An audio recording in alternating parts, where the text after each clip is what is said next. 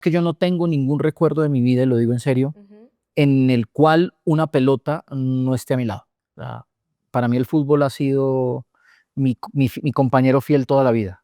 Ha estado siempre y cada momento de mi vida ha estado marcado de alguna razón por el fútbol. Soy una total gallina con las enfermedades de mis hijos. Miranda nace, salimos de la clínica y tenemos que volver con ella muy pronto. Y cuando volvemos, tenía un virus que termina en una bacteria que hace que Miranda, su primer añito de vida, su primer cumpleaños, lo celebre en una UCI. Siempre que suena la alarma para ir a trotar, ay, la pereza me gana la carrera. Cuando lancé mi emprendimiento, mis primeros clientes, obvio, fueron mis amigos. Uf, si les contara, como decía mi abuelita, al mal tiempo, buena cara. ¡Tranquilo! A todos nos pasa. Por eso nació Seguro Nos Pasa, el podcast donde hablaremos sobre esas situaciones por las que muchos de nosotros hemos vivido. Aquí escucharán a expertos en bienestar y personajes que seguro reconocerán por haber encontrado su propio camino hacia la felicidad, y a otros que están en proceso de lograrlo. Nos oímos en el podcast Seguro Nos Pasa.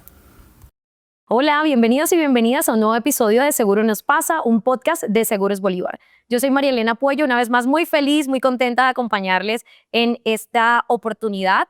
Y bueno, seguro nos pasa que cuando vemos un partido de fútbol, nos creemos los mejores jugadores de fútbol, nos creemos los directores técnicos más reconocidos, pero suelen ser las emociones que despierta ese deporte las que hablan por nosotros. Sin embargo, hoy, en este episodio, tenemos a una persona que verdaderamente conoce de ese tema, que conoce del fútbol, que lo ha acompañado a lo largo de toda su vida. Hoy está con nosotros el periodista deportivo Juan Felipe Cadavid, quien además es exfutbolista, ex arquero y bueno, también esposo de la también periodista Cristina Estupiñán. Además es el gran papá de Samuel y de Miranda, y hago énfasis en esto porque precisamente hoy queremos enfocarnos a propósito de este mes de los padres en la paternidad. Así que bienvenido, gracias por aceptar esta invitación, Juan, gracias por estar con nosotros en Seguro Nos Pasa. María, muchísimas gracias, qué pena. Ando con un tema con este clima de Es que el clima está loco. Saliendo de una bronquitis y otra vez está teniendo ganas de entrar en la bronquitis. Pero bueno, muchísimas gracias por la introducción y dijiste algo muy cierto. El fútbol es un tema de emociones y eso es lo más complicado. Trabajar en el fútbol es muy difícil por eso, porque todos sienten algo, a los que les gusta el fútbol, y la gran mayoría no alcanzan a diferenciar lo que es el sentir del saber. Y no digo que yo sea un sabio, pero yo trato de apartarme del sentir y ponerme más del lado del saber, ¿cierto? De ser más racional, pero eso es difícil. Analista técnico de todo ese tema de fascina, me encanta. El fútbol a mí me encanta es por eso, por analizarlo, por leerlo, por identificarlo, más allá de, obviamente, la emoción, porque yo también soy hincha. Claro. Fuera de cámaras te contaba que a mí me genera mucha emoción poder compartir contigo, no tanto por mí, debo confesarlo, sino porque tengo muchos amigos emocionados porque estés hoy con nosotros, entonces de verdad que muchas gracias, qué chévere. Y bueno, empecemos a hablar de fútbol un poquito, pero desde tu historia. Yo quisiera saber, Juan, ¿cuándo fue o cuál es ese primer recuerdo que tú tienes asociado al fútbol desde tu infancia? Pues puchica, tendría que recurrir, a ver, de pronto cuando yo ya escudriño en este cerebro, en este recuerdo, en estos recuerdos de más de 40 años, tendría que decir que de pronto el primer recuerdo que puedo tener es en la casa de mis abuelos, que entre el comedor y la sala había como un arco, ¿cierto? En esa época las casas tenían esos arquitos así muy, Sí. muy de esa época.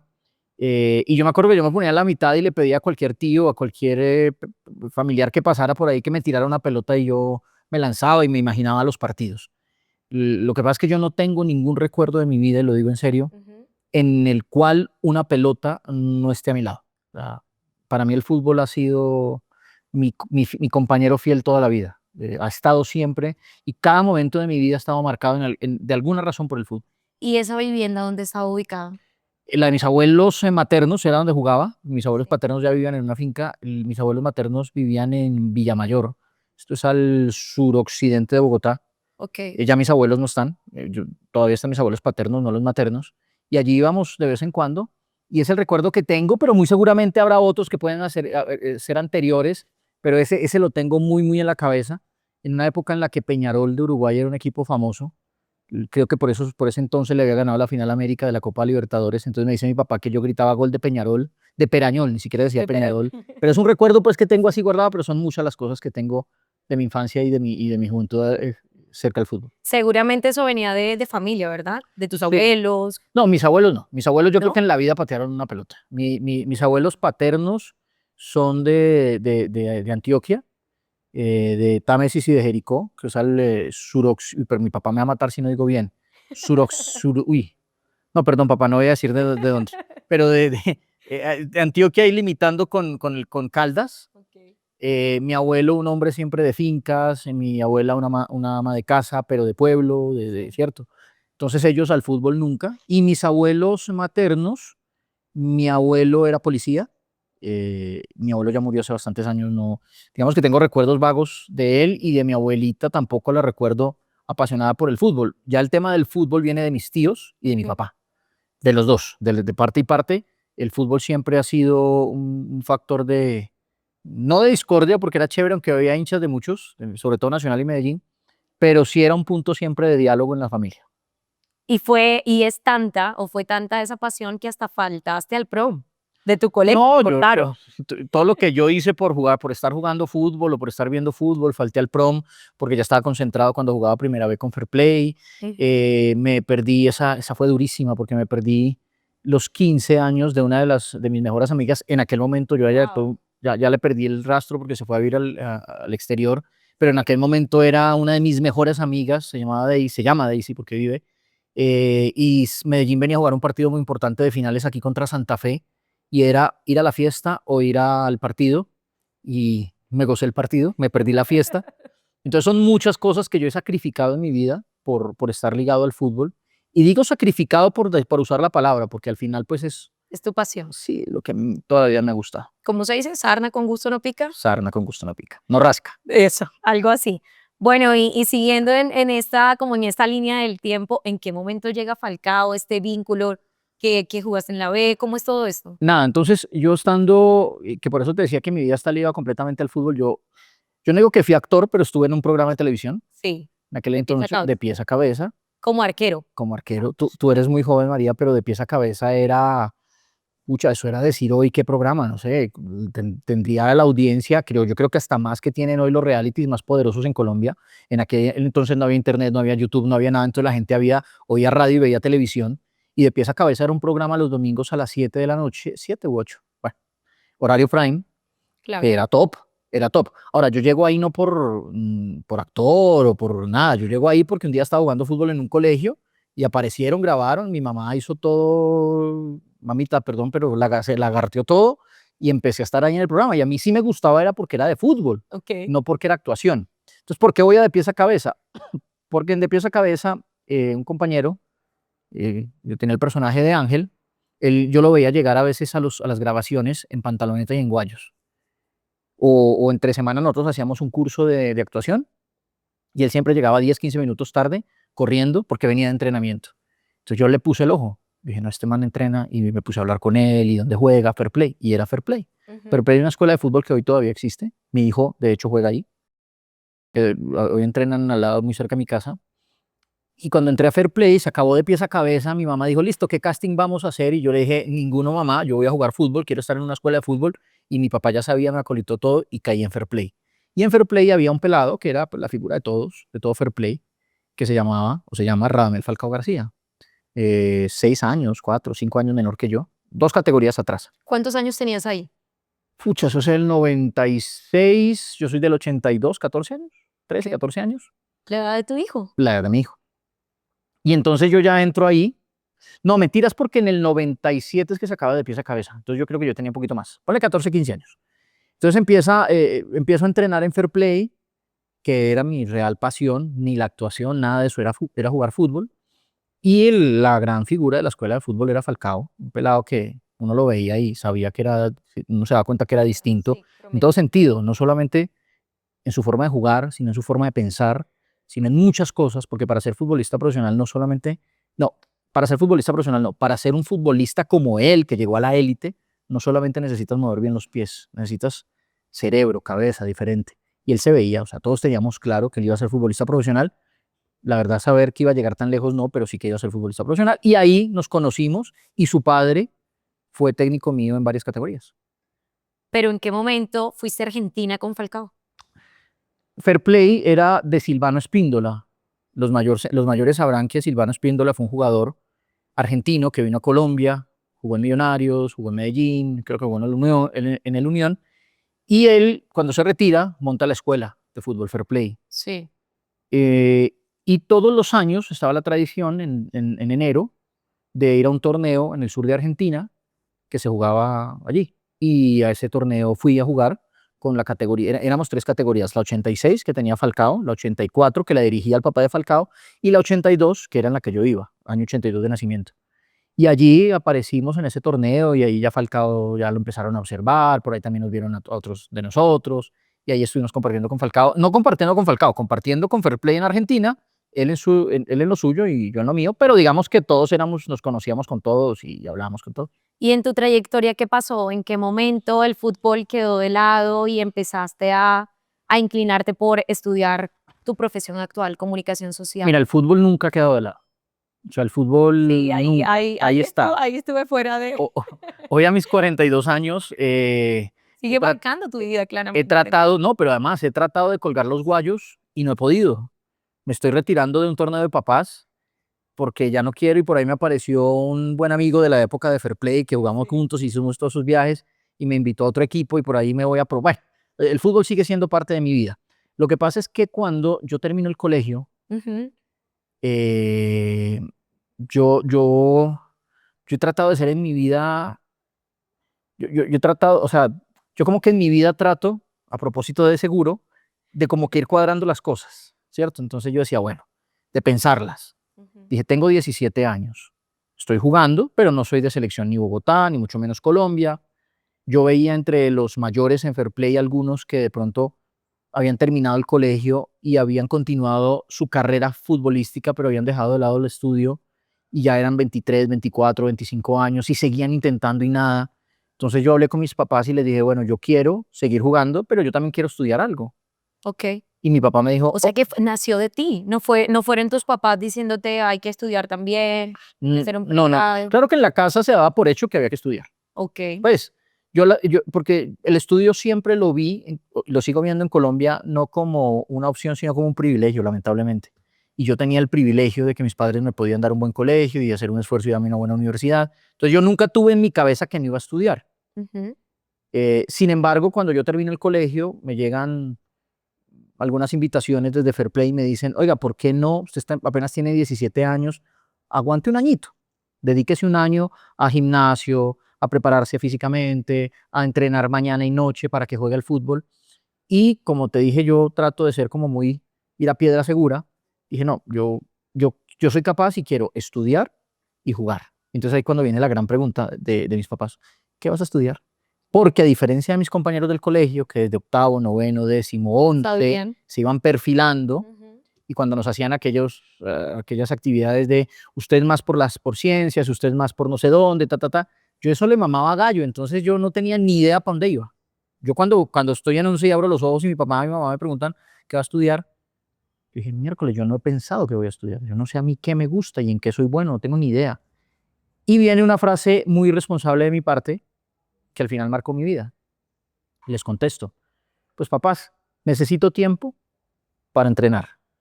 Voy a estudiar comunicación social, que de pronto me da el tiempo.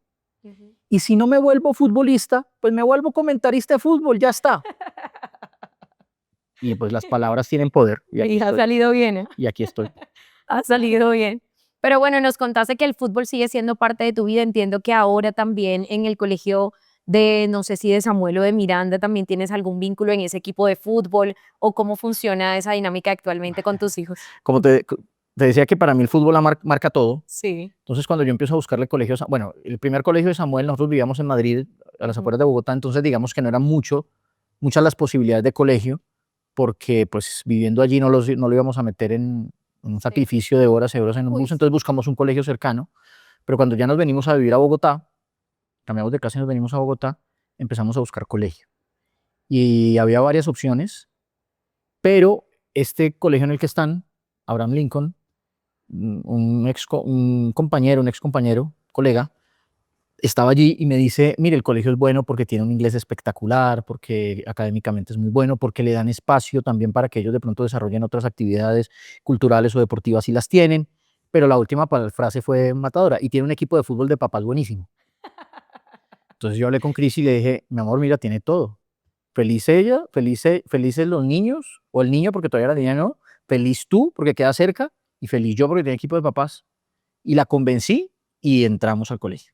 Sí. Y desde el primer año de Samuel en el colegio, Juan Felipe todos los domingos juega un partido a las 7 de la mañana. ¿De verdad? Torneo de papás, ex-coli papás, un coli papás se llama. ¿Con Y el objetivo de ganar, competir o con el objetivo de divertirse? no, tampoco, digamos que una cosa de la mitad, tampoco ir allá pues a que nos goleen, Claro. pero tampoco me mato. Yo ya no, yo lo tengo claro, pues futbolista profesional no voy a ser, no me desvivo. Hubo momentos muy difíciles cuando volví a jugar, porque yo dejé mucho tiempo de jugar, porque mientras estuve en Futbolmanía en RCN, mi trabajo era sábados, domingos, entonces yo no tenía tiempo de estar en ningún torneo ni nada. Cuando yo estaba en la universidad yo jugaba para la selección de la facultad, para la selección del colegio y tenía un equipo fuera. O sea, yo vivía entre canchas. Cuando salgo a trabajar y me encuentro con Futbolmanía, yo dejé fácil 6, 7 años de jugar. Jugaba por ahí recochitas que me invitaban. Entonces aquí fue duro volver, y sobre todo porque aunque éramos todos papás, ¿cierto? Que en la semana uno los veías en corbata, otros no sé dónde y tal, uno entra a la cancha y pues la gaminería sale. Entonces se me volvió difícil porque también llegó un momento en el que ya empezaron a decirme cosas y yo a contestarlas, hasta que un día en un partido con Samuel, y metí una patada, respondí una patada de tal manera que nos echaron a los dos, y yo lo vi a él y el niño estaba así con los ojos así, y yo llegué a la casa y le contesté a Cris y le dije, mira, hice esto, y me dijo, Juan, o tú corriges eso o no vuelves a jugar fútbol, tú no puedes hacer eso. Yo le tienes toda la razón. Claro. Entonces a partir de ahí ya la tomé suave, me gritaban, me insultaban, me decían, y ya Las pasiones, las emociones del deporte. Sí, son complicadas, pero sí, ahí estoy, y ya digamos que estoy mirando a ver si juego en otra parte. Sí, bueno. Hablemos un poquito ahora de tu rol como papá. Yo quisiera saber en estos años, 14, ¿no? Que llevas como papá, ¿esto cómo te ha transformado? ¿Cómo lo ves? ¿Cómo es tu rol de padre? Yo siempre soñé con ser papá, desde muy niño. ¿Siempre sabías que querías ser Sí. papá? Lo tenías claro. Clarísimo. Sí, clarísimo. Yo soy el primo mayor por lado y lado. O sea, yo no tengo ningún primo hermano mayor, Ok. y somos muchos, tanto por el lado de mi papá, por el lado de mi mamá. Todos mis primos son menores. O sea, yo a todos los vi bebés, a todos los vi crecer, a todos los vi, y yo siempre estaba arriba, pues porque yo había pasado la etapa. Entonces, digamos que yo fui un primo, y vivíamos muy, muy cerca, sobre todo con los primos paternos. Entonces, digamos que yo siempre fui muy, muy tirado a ser papá, en lo bueno y en lo malo, a regañarlos, a sapearlos, a estar pendiente, a corregirlos, a aconsejarlos, por eso digo en lo bueno y en lo malo. Sí, el rol de papá. Rol de papá. Entonces yo en la cabeza siempre tuve que yo quería ser papá. Yo soy papá joven, yo relativamente joven, sí, aunque mi papá fue papá a los 25, yo vine a ser papá como a los 28. Okay. Hoy eso es muy joven. Yo veo hoy a amigos que a los 40 dicen, listo, ahora sí estoy preparado para ser papá. No, yo a los 27, se ríen porque yo de pronto lo de ustedes, pero a los 27, 28 yo fui papá. Ok. Cris ha sido una mamá espectacular.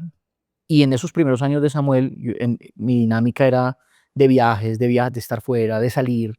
Entonces yo no disfruté a Samuel de niño como sí disfruté a Miranda. Yo a Samuel estoy disfrutando ahora. Claro, y que puedes jugar con él, fútbol, que puedes Somos compartir amigos, deportes. somos amigos, Sí. somos amigos, nos saludamos de puño. O sea, pero de puño no así, de pegarnos. O sea, como era yo con mis compañeros del colegio, mis compañeros de la universidad, de ponernos apodos, de retarnos. Ahora yo también ando montando bicicleta, y entonces él Sí. también, y él tiene su medición, yo tengo la mía, y somos a darnos duro a ver quién, y ya me supera. Entonces con Samuel, digamos que yo el momento más cercano con Samuel lo estoy teniendo ahora. A Miranda sí la disfruté desde muy pequeñita, muy chiquita. Entonces han sido cosas que han ido cambiando. No digamos que nació Samuel y cambié, no, porque Toma tiempo. fui ausente, ¿cierto? Fui un papá ausente, pero en el camino he ido descubriendo cosas muy bacanas de Samuel y de Miranda. ¿Y qué diferencias has encontrado entre la paternidad con Samuel y la paternidad con Miranda? La que te contaba primero, que es esa de los tiempos y los momentos de la vida, que no es culpable nadie, en ese momento yo tenía que hacerlo. Con Miranda sí he estado más en la casa, sí he podido ir a las piñatas de ella, conozco a los papás compañeritos del colegio, de Samuel los vine a conocer ahora ya grandes, todos ellos son amigos y se conocen de toda la vida y yo llego allá como el nuevo.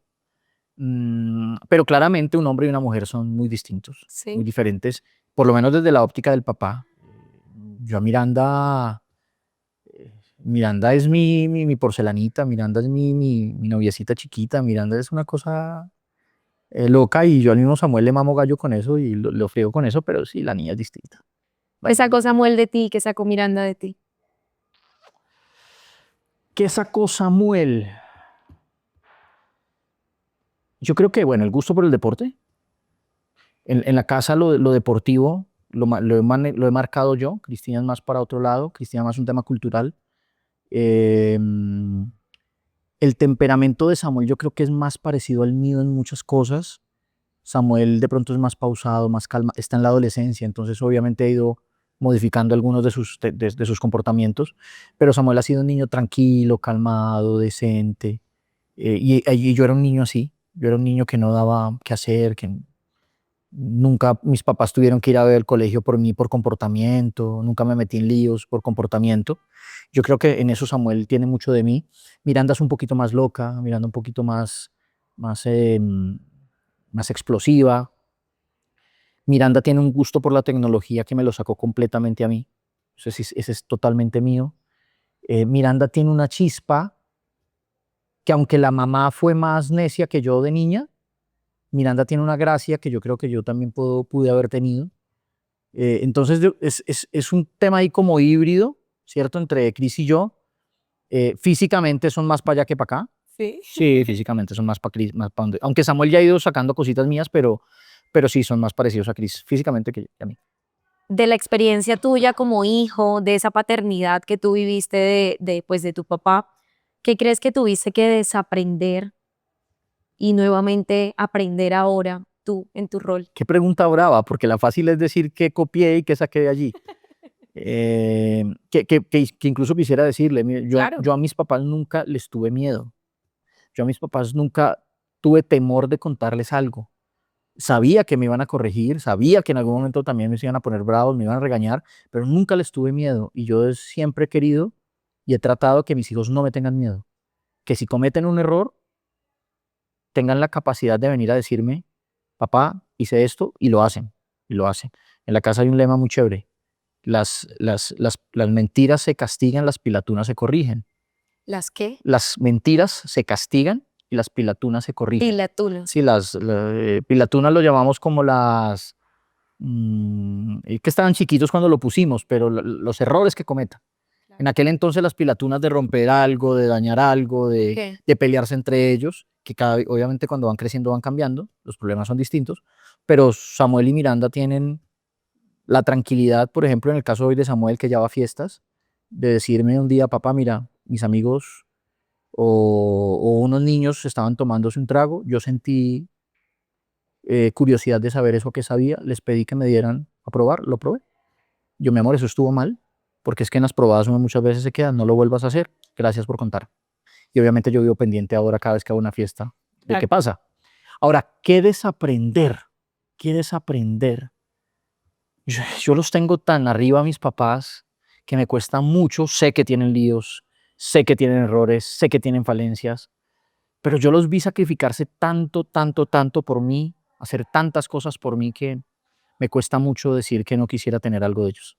Seguramente lo tengo, Claro. seguramente lo he cambiado, no sé, de pronto mi papá ha sido un hombre tan amplio, tan generoso, que muchas veces... ¿Cómo se llama tu papá? Jairo. Jairo. Seguramente muchas veces por esa misma generosidad dejaba de pagar unas cosas y cuando iba a pagar decía miércoles se me acabó la plata. Yo en eso soy como mi mamá, yo pago primero y ya después miro, pero creo que son bobadas, pues, pero en general, no, mis papás son grandiosos. Ay, qué bonito eso.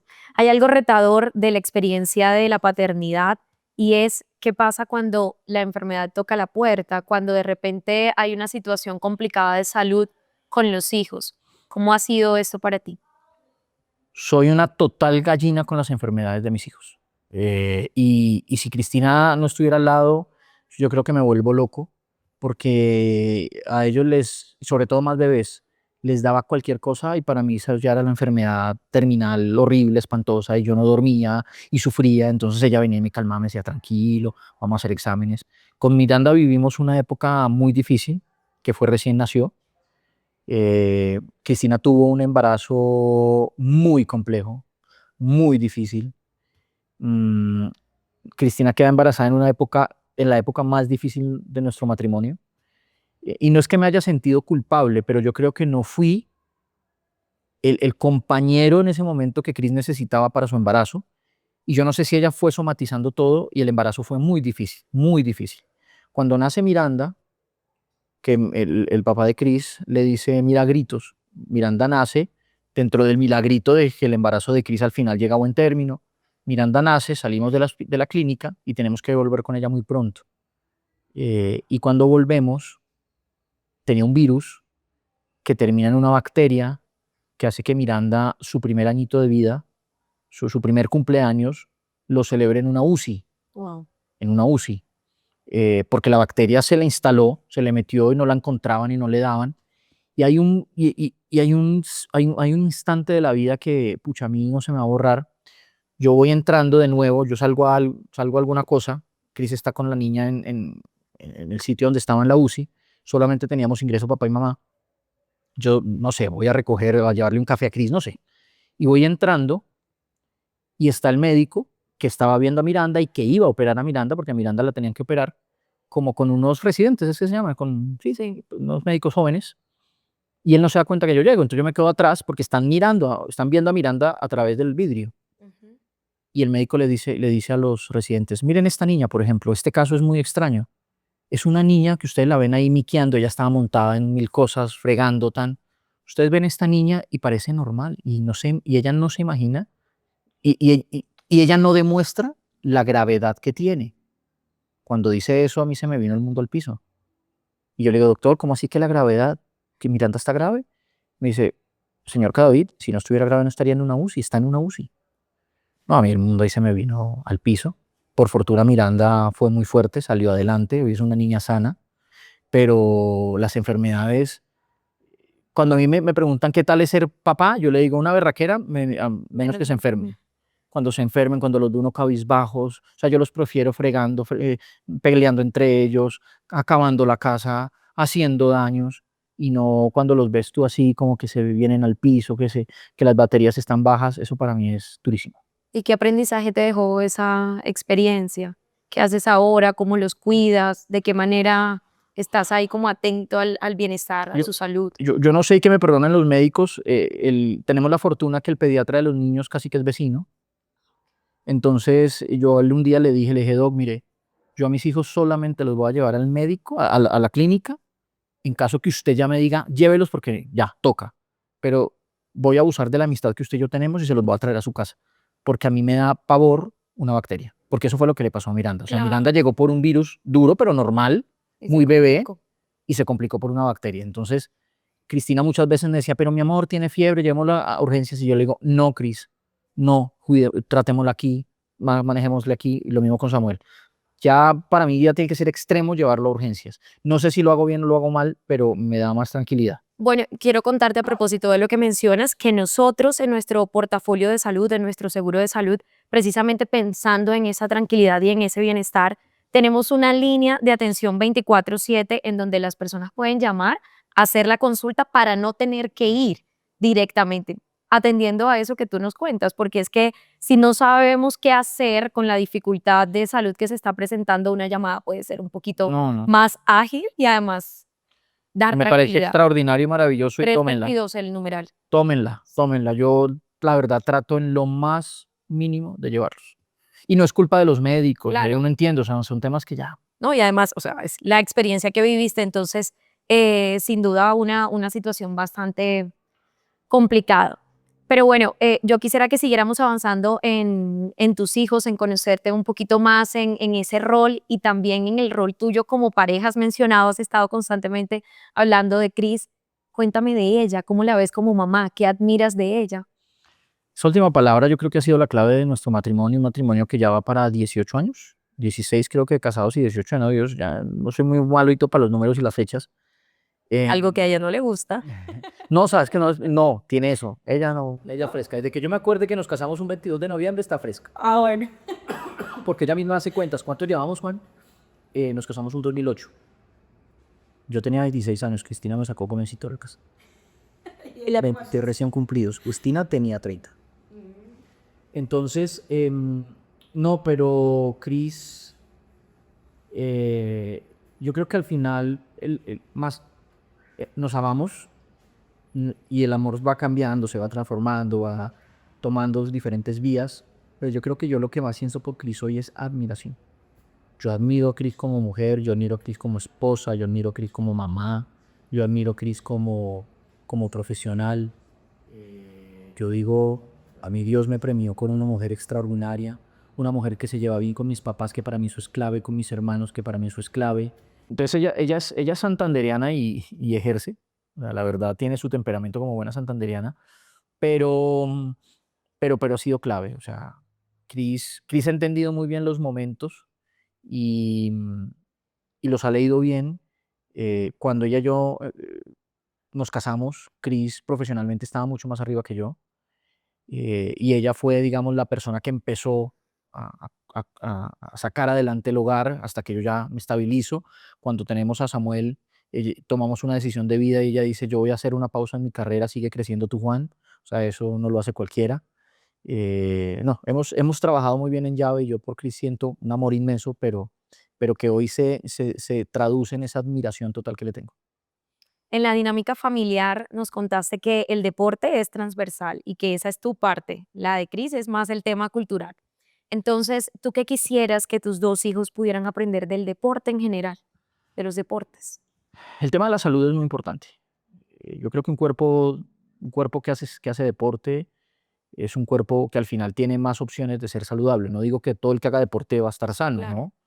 A veces incluso hay gente que le restringen el deporte, pero yo creo que por ese lado. Segundo, el tema del mental, porque yo creo que el deporte te obliga en muchas situaciones, ya sea un deporte colectivo, un deporte individual, a tomar decisiones, a decidir rápido.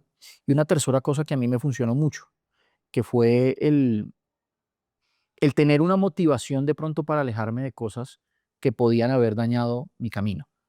A mí el trago nunca me ha sido para mí importante, el cigarrillo menos, las drogas menos, pero yo pasé de un mundo de medios, siendo niño, de fama, ¿cierto? Porque pues de pies a cabeza, vuelvo y les digo, cuando yo estaba en de pies a cabeza, yo salía a la esquina, ¡ay, Beto, el de pies a cabeza! Un niño de 14, 15 años, Claro. y a nosotros incluso, y eso lo hizo muy bien en ese momento Sempro Televisión, nos prepararon para perder la fama, para que de un momento a otro de ser niños reconocidos en todo lado pasáramos a ser niños común y corriente. Y yo pasé de un mundo en el que teníamos eso, ya algunos se estaban acercando al tema del alcohol, de las drogas, pero yo tenía en el deporte eso de, no, tengo que entrenar, tengo que estar bien físicamente, tengo que cuidarme, tengo que descansar más que los demás. Entonces, cuando que empezamos con la charla que yo no voy al prom, claro, mucha gente decía, pero ¿cómo no voy a ir al prom? No, yo tenía que jugar. Y Claro. fue duro, no te digo que no, para mí fue duro. Sí. Y hoy es duro, cuando me reúno con mis amigos del colegio y ponen el tema del prom, yo digo, miércoles, yo fui el único que no. Claro. Pero pues yo tenía en ese momento una responsabilidad y algo que es mi cabeza y estaba fijado en mi cabeza y eso me ayudó. Entonces es un tema de bienestar, ¿no? De salud física, de salud mental. Y ahí me inquieta un poco cómo manejas con ellos. A ver, es que en los deportes no siempre se gana. El deporte también enseña de la frustración. Claro. ¿Cómo lo manejas con ellos dos? Bueno, Miranda apenas está reconociendo Sí, o conociéndose si le gusta o no el deporte. Yo la veo con muchas aptitudes para el voleibol, todavía no actitudes, porque por ahí de vez en cuando que sí, que no, entonces bueno, pero creo que el voleibol puede ser un lugar donde ella pueda empezar a desarrollarse como deportista, pero todavía con ella no tenemos ese tema. Con Samuel sí. ¿en qué? ¿En la bici o en el fútbol? No, en el fútbol, no, la bici es simplemente que le gusta, un Diversión. complemento e ir a hacer sentir al papá que ella es menos que él, porque realmente a eso va, Ah, es competencia. a eso va, a hacerme sentir que, y claro, ya me gana. Pero en el fútbol sí me ha servido mucho porque Samuel, a ver, Samuel ha sido primer nieto, muy consentido por abuelos, muy consentido por papás. Entonces él es un niño, y además, bueno, todos los papás vemos a sus hijos lindos, pero él es un niño que mucha gente dice, qué niño tan lindo desde muy chiquito. Entonces el ego de un niño empieza. Y entonces ahora ya como buen adolescente se siente fuerte y no sé qué. Y claro, ya empezó también la competencia en el equipo y yo le trato de hablar, incluso a veces Chris me dice, está siendo muy duro, pero yo trato de hablarle desde el punto de vista analítico. Entonces me dice, papá, ¿cómo me viste? Bien en esto, bien en esto, bien en esto, mal en esto, muy mal en esto, te falta esto. Y yo soy crudo con él. Yo se lo digo. Cuando tengo que felicitarlo, lo felicito. Cuando tengo que ser crudo, soy crudo. Y entonces que él como que se baja un poquito y Chris inmediatamente me dice, no, pero dile las cosas buenas. Yo le digo, Samuel, ¿quieres que te diga mentiras? Yo te las digo. No, papá, dime lo que tengo que mejorar. Entonces, yo soy medio crudo con él en eso. Trato de no meterme cuando está en partido, pues porque hay un entrenador al que hay que respetar. Vivo muy pendiente. Él me mira, yo le hago señas, pero trato de ser muy equilibrado en lo que le pueda decir. Que él entienda que es bueno, que lo hace bien, pero que no está ya listo, que tiene muchas cosas por Tiene aprender camino. y que siempre va a haber uno mejor que uno. Siempre va a haber uno mejor que uno, salvo para Messi o para Cristiano. Pero de resto siempre va a haber uno mejor que uno.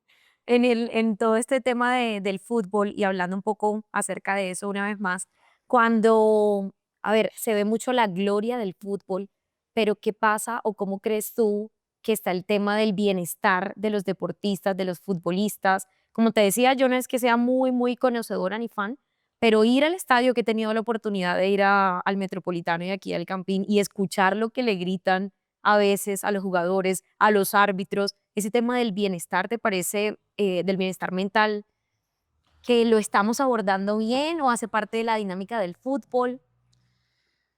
Yo creo que hace parte, sí, un tema tan pasional como es el fútbol. Un futbolista puede pasar de la gloria al infierno para la gente En nada. en nada, en una buena o una mala acción. Yo creo que lamentablemente hemos normalizado una actitud en los estadios muy agresiva.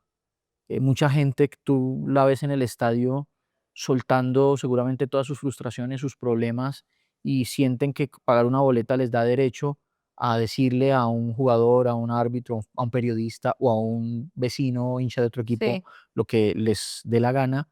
Igual el futbolista también tiene que prepararse para eso porque lamentablemente, como te digo, lo normalizaron. Pero a mí con el futbolista hay algo que me preocupa más desde el punto de vista del bienestar. sí. El futbolista tiene una carrera corta. El futbolista ya empieza a verse viejo para la industria a los 32, 33 años. 32, 33 años. Yo tengo 42 y yo me siento absolutamente joven. Claro. Joven, yo me siento con todo el panorama hacia adelante.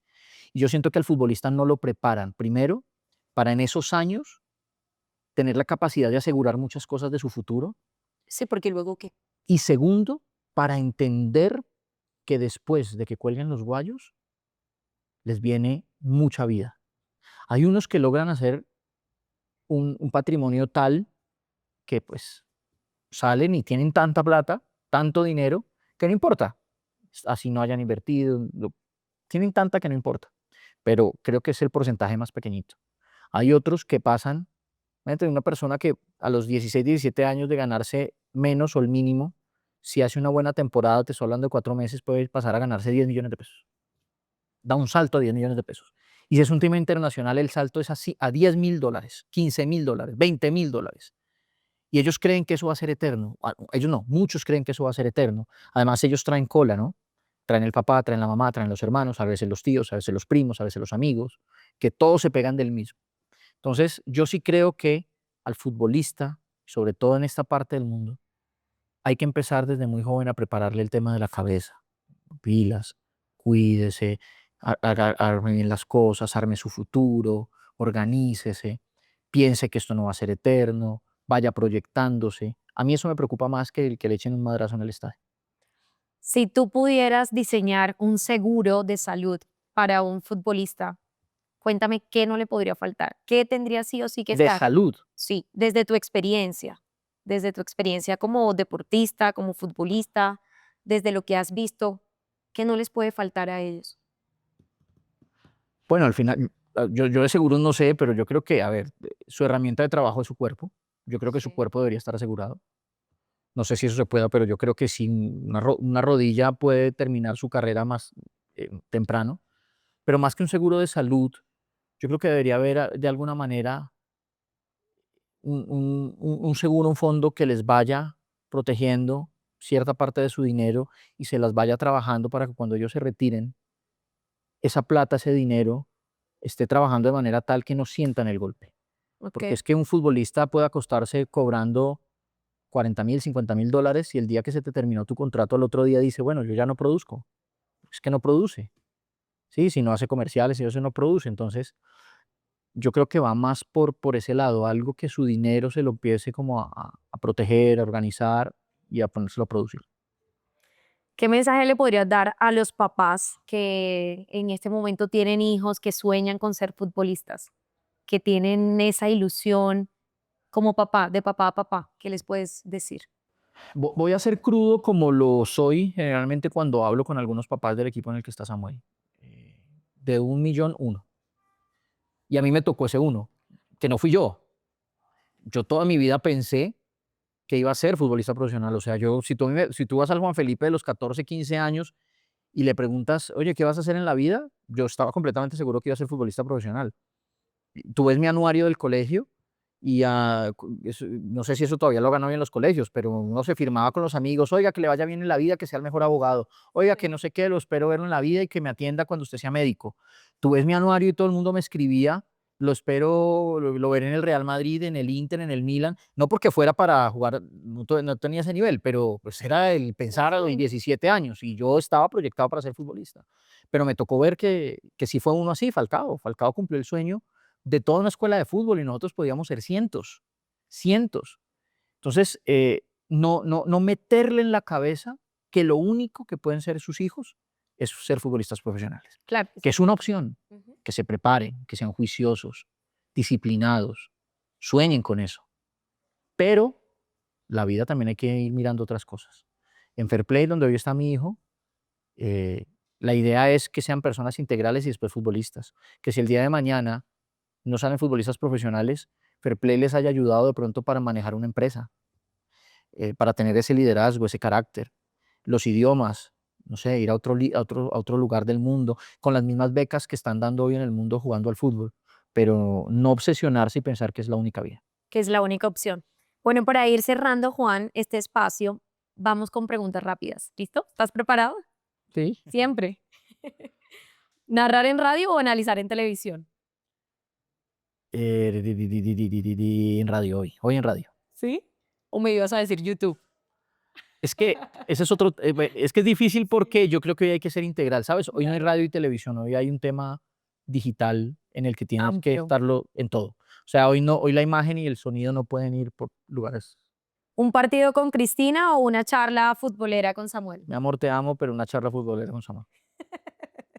¿Final de la Champions o día libre con la familia? Ya hay muchos días libres, vamos a una final de Champions.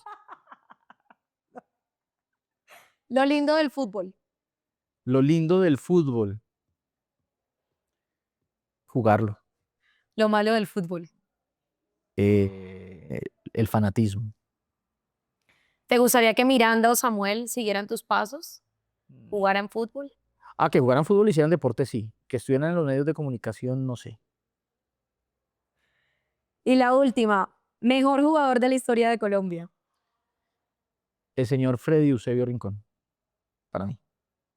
Gracias, Juan. No, María, a ti muchas gracias. Gracias por este espacio, gracias por esta oportunidad, gracias por compartir con nosotros, por este mensaje desde la paternidad. Como te decía, de verdad, un placer, un privilegio estar contigo. Gracias por toda tu historia y bueno, bienvenido la próxima vez que quieras. Nada, muchísimas gracias a ustedes. Qué pena tanta cháchara, pero bueno, abrimos un poquito de lo que es Juan Felipe Cadey.